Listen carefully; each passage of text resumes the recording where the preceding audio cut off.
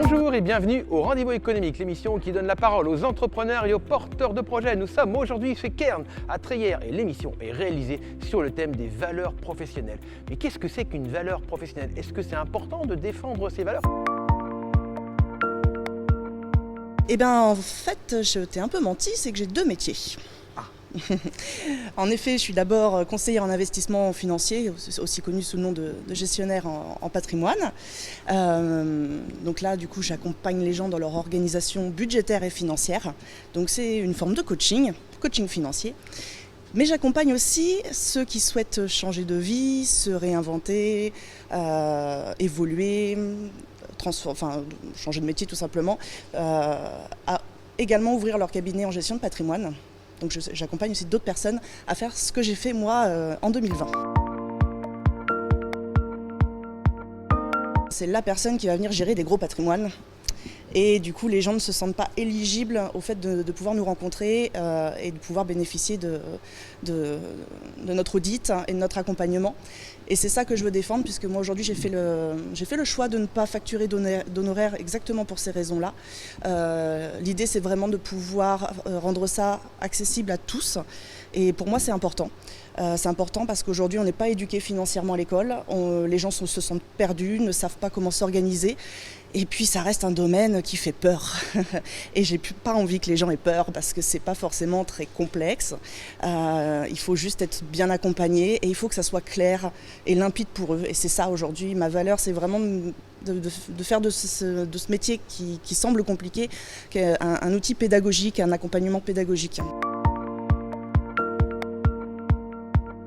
Comme je leur explique au premier rendez-vous, c'est qu'il faut qu'ils me visualisent comme un GPS. Le premier rendez-vous de découverte, c'est le moment où ils vont me fixer leurs objectifs de vie, qui vont me parler de leurs souhaits, de leurs besoins, de leurs envies, de leurs rêves. Moi, je suis là pour développer une stratégie qui va venir y répondre. Donc, ils vont me fixer l'adresse d'arrivée. Mais après, on n'est pas à l'abri d'un accident sur la route, d'un bouchon, d'une déviation. Et moi, je suis là pour faire en sorte que quoi qu'il arrive dans leur vie personnelle, professionnelle, eh bien, on puisse quand même atteindre ces objectifs. Et puis les objectifs, on a le droit de les changer aussi en cours de route. Donc mon objectif à moi, c'est d'être là annuellement pour pouvoir à chaque fois redéfinir ses objectifs, être sûr qu'on garde le cap. Les gens, ils ont besoin d'avoir confiance en vous et s'il n'y a pas d'émotion, s'il n'y a pas quelque chose qui se crée entre nous, je ne vois pas comment ils peuvent avoir confiance. Donc aujourd'hui, voilà, moi mon écoute est liée à mon hypersensibilité et c'est justement ce que j'aime mettre en valeur et comme les clients le font remarquer, ça veut dire que j'y arrive, donc ça c'est plutôt bien. J'ai vraiment mon téléphone greffé à la main en permanence, ce qui fait que c'est pour moi très, très rapide, très simple de répondre très vite aux demandes. Donc c'est juste une façon d'être en fait, je pense. C'est mon ancien métier qui me l'a fait découvrir, c'est que dans mon ancien métier, on avait ce qu'on appelle, peut-être ça ne va pas parler à tout le monde, mais une approche par produit. C'est-à-dire que j'arrivais chez mes clients, dans ma mallette, j'avais certains produits et le but pour gagner ma vie, c'était de les vendre. Aujourd'hui, l'approche a complètement changé puisque aujourd'hui, comme j'ai à disposition tout ce qui peut exister, quasiment, on va quand même pas exagérer, j'arrive en ayant juste besoin de les écouter eux, leurs objectifs à eux. Et après, j'utilise ce que j'ai dans ma mallette comme instrument pour venir les aider.